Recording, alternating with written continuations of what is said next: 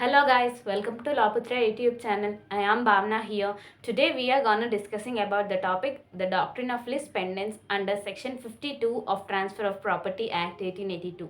As we discussed now, the doctrine of lis pendens is incorporated in the Transfer of Property Act 1882 under section 52. Here, the doctrine lis pendens says about pending litigation. Here, lis means litigation and pendens means which is in pending. It literally signifies pending litigation. Any action or proceeding which is pending in any court of law is said to be lis pendens.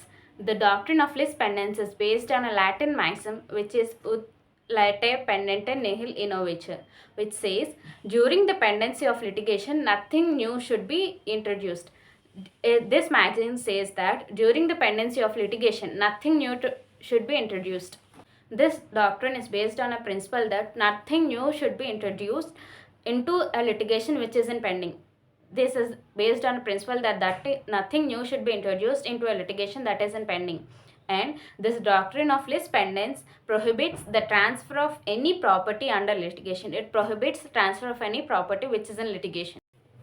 The origin of this doctrine is stated in the case of Bellamy versus Sabine, which says no requirement of notice to transferee. This case says about the no requirement of notice to transferee. The doctrine of lis pendens is based on the necessity as it prevents the parties from disposing of party that is in dispute not to interfere with the court proceeding. It says that not to interfere with the court proceedings under the doctrine of lis pendens. In the decision of the court is one to be honored and all the parties interested in the action will be bound by it, which means the decision of the court is to be honored and everyone should be bound by it. And if there were no rule to prohibit the alienation of the property during the pendency of the suit, all successive transaction would be rendered ineffective, which means all transaction would be rendered ineffective and no person would be able to settle the rights of his property. As we discussed in India, the doctrine of lis pendens is discussed in the Transfer of Property Act 1882 under section 52. The pendency of the proceedings will begin when the date of plaint is presented as well as instituted in the court of contempt of jurisdiction, which means it starts or begins when the plaint presented in the contempt of jurisdiction and it would end on the date of final decree or order is passed by the court, or if it has become unobtainable because of expiry of limitation periods, which means expiry of limitation period and the order is passed by the court or by the final decree. And here is to note that the doctrine of lis pendens is not to invalidate the transfer but to make the subject to the litigation. It means to make it to the subject of the litigation but not to invalidate the transfer. And the doctrine of lis pendens rests on the necessity, which means it rests upon the necessity of the transfer of the property of the act. Now let's understand the doctrine of lis pendens with the illustration. Two brothers A and B are litigating over the ownership of the residential house. During the proceedings in the house, A sells the house to C, which means two brothers A and B are litigating in the court over the property and A sells the property to C. Here, the court adjudicates in the favor of B. Now, C will have to abide by this order and B will get the house. Okay, I hope you understand. So, A may sells the property to the C, but the court adjudicates and given judgment in favor of B. So, C should abide the order of the court and B should get the house.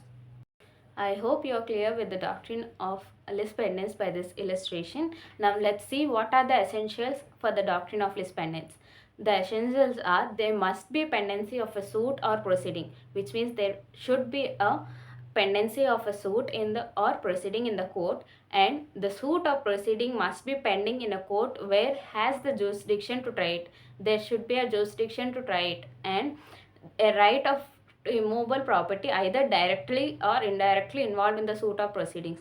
The right to immovable properties directly or indirectly should be involved in the suit or proceedings. And fourth point, the immovable property in the dispute or transferred or dealt with the any party of the suit, which means dispute is with by any party of the suit. And the fifth point, the transfer or dealing affects the rights of the other parties involved in the suit, which means it must affect the rights of the other parties in the suit or the proceedings.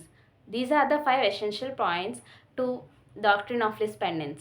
To quickly say, there must be a pendency of suit or the proceeding, and the pendency which has to be in the jurisdiction to try it, and the right of immovable property is either directly or indirectly involved in the suit or the proceeding, and the immovable property is in dispute is transferred or dealt with the by any property of the suit. And fifth point, such transfer or dealing affects the rights of other parties involved in the suit.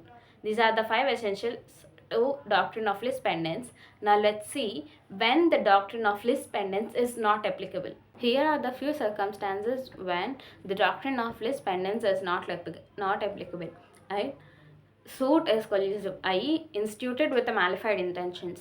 And secondly, where there is a private sale by a creditor holding the right to dispose of the mortgaged property, even if there is a suit for redemption filed for the same.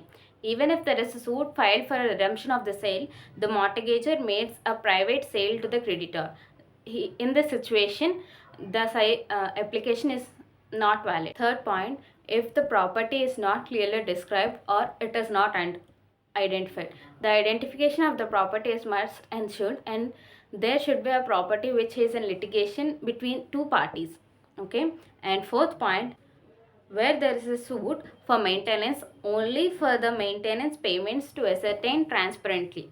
And fifth point, where a court orders restoration of an immovable property under Order 21, Rule 63 of CPC. Okay, where the court orders restoration of an property under Order 21 and Rule 63 of CPC. And sixth point, where a transfer is effected by a person who is not a party to the suit, where the property is affected by the person who is not a party to the suit. And the seventh point is where the transfer is only partly affected because of this transfer, where the transfer is partly affected, not wholly affected by the transfer of the property. So I hope you are clear with the topic, doctrine of lis pendens. The doctrine of lis pendens means, which means the pending litigation, and the doctrine of lis pendens is consonant with the public policy and with the principles of justice, equity, and good conscience.